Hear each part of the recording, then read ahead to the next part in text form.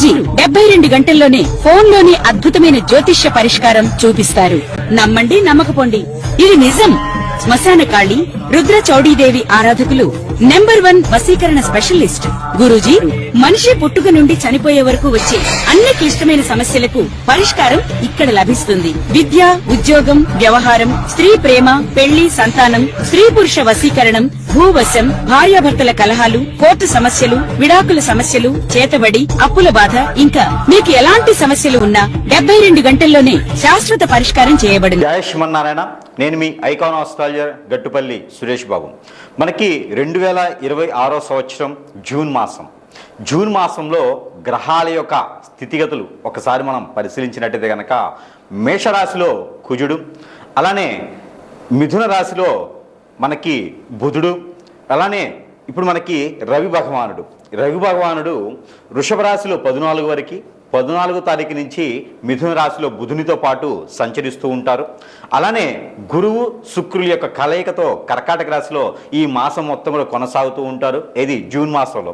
అలానే సింహరాశిలో వచ్చేటప్పటికి మనకి కేతు ఉన్నారు. ఇక్కడ మనం చూసినట్టయితే కనుక కుంభరాశిలో రాహు ఉన్నారు. అలానే మనకి మీనరాశిలో శని భగవానుడు సంచరిస్తూ ఉన్నారు. గ్రహాల యొక్క స్థితిగతులు ఈ మార్గంగా ఉన్నాయి.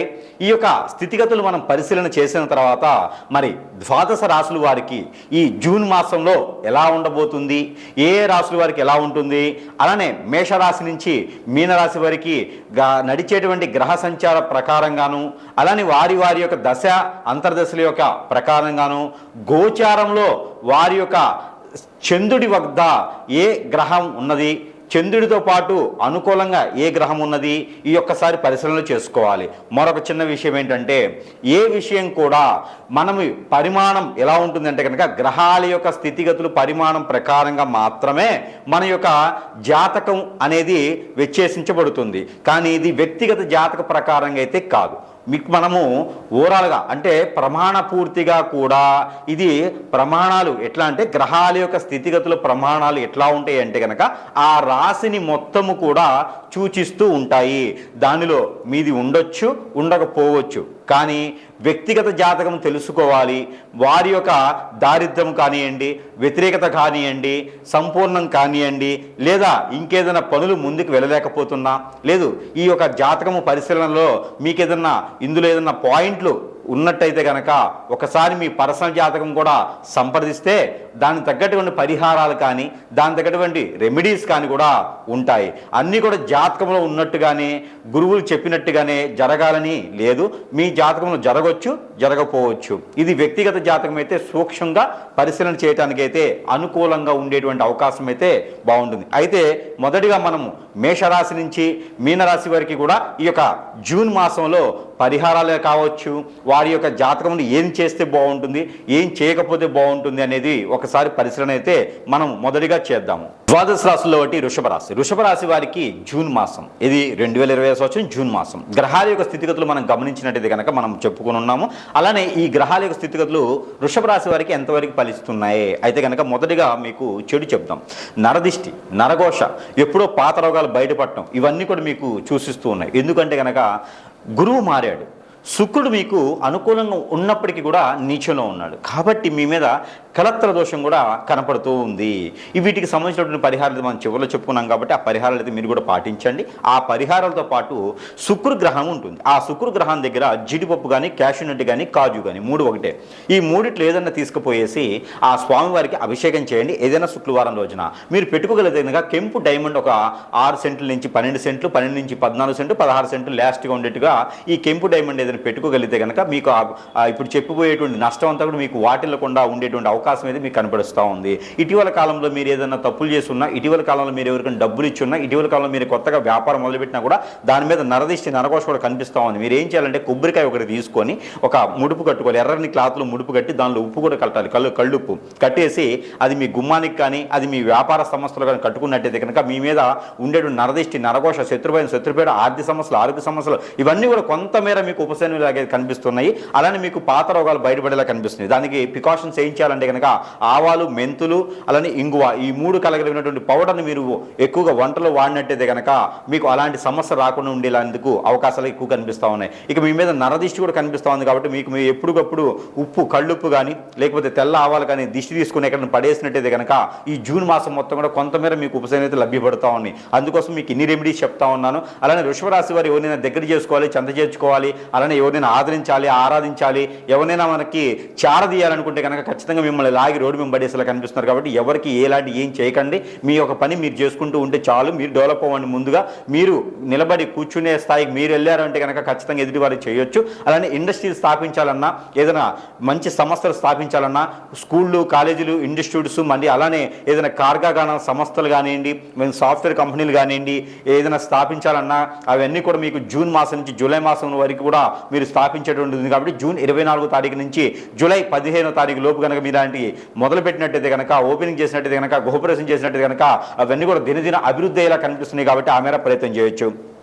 అలానే మీకు ఎన్నో రకాల సానుకూలమైనటువంటి వాతావరణం. అలానే మీకు ఈ యొక్క మాసంలో కనుక విదేశీయానం ప్రయత్నం చేసినట్టయితే కనుక బ్రోకర్లు కానీ, ఏజెంట్లు కానీ, కన్సల్టెన్సీ వాళ్ళని కానీ నమ్మితే కనుక ఖచ్చితంగా మీకు ఇబ్బంది పడేలా కనిపిస్తుంది. అలానే మోటార్ ఫీల్డ్కి సంబంధించినటువంటి రంగాల్లో కూడా మీకు బాగుంది. కొత్తగా ఏదైనా కారు కొనాలన్నా, బండి కొనాలన్నా కూడా మీకు అద్భుతంగా ఉంటుంది. కాబట్టి అలానే ప్రయత్నం కూడా చేయొచ్చు. ఎక్కడైనా పంట భూములు కొనాలన్నా కూడా మీరు ఎవరికి చెప్పకుండా ఎవరైతే కొనాలనుకుంటున్నారో వాళ్ళ దగ్గరికి వెళ్ళి డైరెక్ట్గా మాట్లాడుకుని కొనండి. మధ్యవర్తులు పెట్టుకుంటే కనుక ఖచ్చితంగా మీరు మోసపోతుంటారు. కాబట్టి ఆ విధంగా మీరు ముందుకు వెళ్ళాలి. ఇంకా కూడా మీకు ఆర్థిక పరంగా కావచ్చు, ఆరోగ్యపరంగా కావచ్చు, ఇంకేదైనా రంగాల్లో ముందుకు వెళ్ళాలన్నా, విదేశానికి వెళ్ళాలన్నా కూడా ఈ యొక్క జూన్ మాసంలో వేసేటువంటి మొదటి అడుగు ఏదైతే ఉందో అది దినదిన అభివృద్ధి అయ్యేలా కనిపిస్తుంది. కాబట్టి ఆ మేర ప్రయత్నం చేయండి. ఇక లవ్ ఉన్నా కూడా సక్సెస్ అవ్వదు. లవ్ అనేది కొత్తగా వెళ్ళకండి. ఇంకేదైనా చెడు అలవాటు ఉంటే కనుక మీకు నది, వాగు, ఏరు, సెలయేరు స్నానం చేస్తే కనుక ఆ చెడు అలవాటు పోయేలా కనిపిస్తుంది. ఆరోగ్యం మాత్రం కొంచెం జాగ్రత్తగా కాపాడుకుంటూ ఉండాలి. లేదంటే మాత్రం కొంచెం ఎక్కువగా ప్రమాదకరమైనటువంటి విషయం కనిపిస్తుంది. కాబట్టి చిన్నగా ఉన్నప్పుడు వైద్యుని దగ్గరికి వెళ్ళి వైద్య పరీక్షలు చేయించుకుంటే కొంతమేర మీకు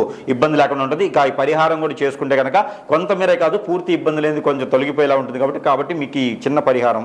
ఇకపోతే ఈ రాశి వారి కనుక ఈ చిన్న పరిహారం చేసుకున్నట్టయితే కనుక కొంతమేర మొత్తం పూర్తిగా దారిద్ర్యం పోయేటట్టు లేకపోయినా కొంతమేర అయితే అదృష్టం అయితే ఉంటుంది. మిశ్రమ ఫలితాలు అయితే లబ్ధి పొందుతాయి. ఇంకా కూడా మీకు ఈ ఫలితాలు సరిపోవట్లేదు అనుకుంటే కనుక ఖచ్చితంగా మనము మంత్రోచ్చారణ చేసినటువంటి ఎన్నో రకాలైనటువంటి వస్తువుల్ని మనం ప్రజల వద్దకి చెంతకే చేర్చేటువంటి సదవకాశం కూడా మన దగ్గర లభ్యపడుతుంది. కాబట్టి ప్రతి ఒక్కరూ గురువు దగ్గరికి రావాలి అనేటువంటి సమయం దొరకపోవచ్చు. కానీ మీరు మొబైల్ ద్వారా కానీ ఎన్నో రకాల సదుపాయాలు ఉన్నాయి. వాటి ద్వారా మీకు సంప్రదిస్తే కనుక మీ సమస్య ఏముంది, ఆ సమస్యకి తగ్గటువంటి పరిష్కార మార్గం కింద వస్తువు రూపాన మంత్రోచ్చారణ చేసిన వస్తువులు మీ చెంతకి చేర్చేటువంటి దానికైతే ఉన్నది. కాబట్టి ఆ మేర సంప్రదించవచ్చు. అలానే మీకు ప్రతి ఒక్కరికి కూడా దేవుని అనుగ్రహం అనేది ఖచ్చితంగా కావాలి. ఇక ఈ రాశి వారైతే కనుక చిన్న పరిహారం చేసుకోవచ్చు. అయితే పరిహారం కింద ఏమిటంటే కనుక దేవుని అనుగ్రహం ముందుగా చూసినట్టయితే కనుక మీరు అందరూ కూడా ఈ యొక్క మాసం జూన్ మాసంలో కనుక దత్తాత్రేయ స్వామి వారిని ఆరాధించిన, దత్తాత్రేయ స్వామి వారికి అభిషేక అర్చనలు, హోమాలు చేపించిన, దత్తాత్రేయ స్వామి వారి యొక్క ఆలయం వద్దన దత్తాత్రేయ స్వామి వారికి ఆలయాలు సపరేట్గా ఉండవు. దత్తాత్రేయ స్వామి వారి ఆలయం ఎక్కడ ఉండిద్దంటే కనుక సాయిబాబా గారి ఆలయంలోనే దత్తాత్రేయ స్వామి గారు ఉంటారు.